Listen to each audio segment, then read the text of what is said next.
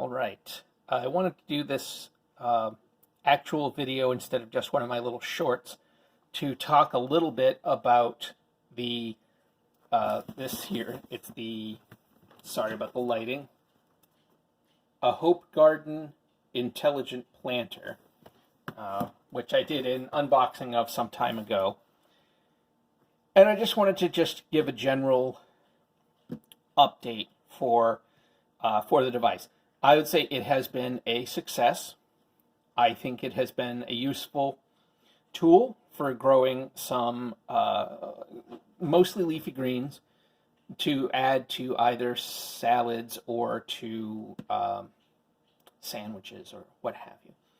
What you see here ahead of you is basically the very tail end of my second crop, I'll call it generously.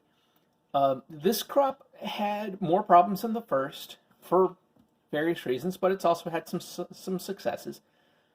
I have now tried two different types of lettuce. I've tried arugula, I've tried spinach, and I have tried basil. The arugula and the lettuce has been the most successful to date. The basil has actually done fairly well, and you'll see here, this is actually a new basil I put in after I abandoned the spinach, because the spinach just kept having problems and never grew properly. My first harvest, I was able to get a few leaves to add to a salad, and that was as much as I was able to get, and it had a constant mold problem. And the second time around, it didn't so much have a mold problem as just it kept falling over and flopping over and getting like injured, and it felt like its roots grew far out, so that the roots were all exposed and it kept having problems. Anyway, it was a whole thing, and I finally just gave up on it. I decided not to bother with it. You might hear this dog pacing again. Apparently it's finished with its peanut butter snack that it was enjoying, and he is now out here in the kitchen with me, probably looking for more attention. So anyhow, this I think that this device has been pretty good. It's the instructions are relatively intuitive. I can show you how much of the, sorry, I do this live with no editing, so you'll just have to see my arm for a moment. How much of the stuff, the nutrients I have used on two batches. So you can figure probably, I'm betting I'll get, say, 4 harvests or 4 crops out of these that come with it.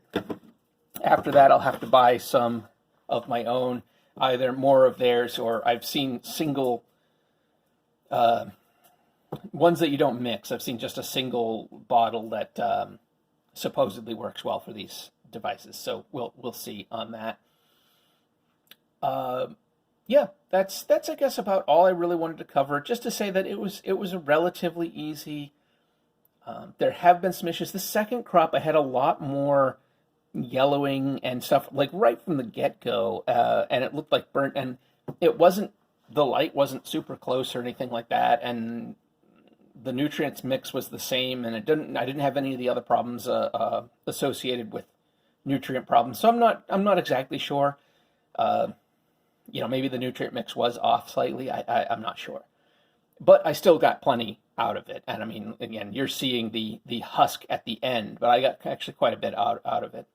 I would say they do recommend, I don't think it recommends in the instructions for this, but I've seen videos that recommend that you don't use all of the individual bays. And I definitely think that that's true, especially if you are growing more leafy green types. I had this grand plan when I started my second crop to set them up in a better way, and then I totally screwed it up because, why not? But I would recommend probably something like, I think what I'm going to do next time is put a lettuce in the back and a lettuce in the back over here to give them space behind a little bit. I'll pull this forward a little bit and give them a little bit space behind to grow a little more without necessarily encroaching on everything. The center There's a bay here and a bay here, and I just didn't use them at all this time. And then I had the two arugulas in the middle. Originally, I had them messed up in another way, and I had spinach here and then the basil back there. I think what I'll probably do is like a lettuce, one thing of arugula, maybe either in the front or back, I'm not sure. And then I may do two more things of basil. I'd like to be able to have more basil coming out so I could do stuff, either throw it in with some pasta or throw it in with an omelet or who knows what. Somewhere along the line, I would like to start growing a little bit more herbs. I may grab a second unit at some point, I'm not sure. And then the other thing I was looking at, I started looking into things like strawberries and blueberries, which I would love to be able to grow. And it seems like, from everything I can read, that blueberries take a different type of hydroponic setup than this. And from looking at people who are growing them, watching videos on people who are growing them, it doesn't seem like the kind of setup that's going to make sense for where I live. This is great because it fits right on a countertop in the kitchen, and it works just fine. I don't have a lot of space to do a lot of crazy other stuff, you know? But apparently you can do strawberries in a unit similar to this. Somebody had bought runners, not from seed, because from seed can take a really long time. But he bought runners and planted them in a unit kind of like this, and they had been doing very well for him. So I may, at some point, look into getting a second unit similar to this one, if not the same. Maybe only a 4-bay, because I may not need as many bays. If I'm just growing the strawberries, I'll probably only be using one actual spot. Maybe, I'm not sure. But I may look into doing that, and we have a guest room, so maybe I'll hook it up in the guest room and keep it out of the way. I'm not sure.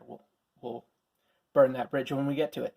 So anyway, thought I would give this update. This will probably be my final update about this until I get a new device or try something drastically different. But if you want to see some of the other stuff, there are a bunch of shorts that did not daily updates, but I tried to update semi-frequently over the course of each crop, and just to show progress and that sort of thing. So you can check those shorts out. They'll be on the gardening mailing list. In the meantime, if you like these videos, I mean, it doesn't really have a lot to do with these videos, but you can check out my links below. My author page, I have my Patreon, I have Amazon wishlist if you want to help me out there, you know, or whatever.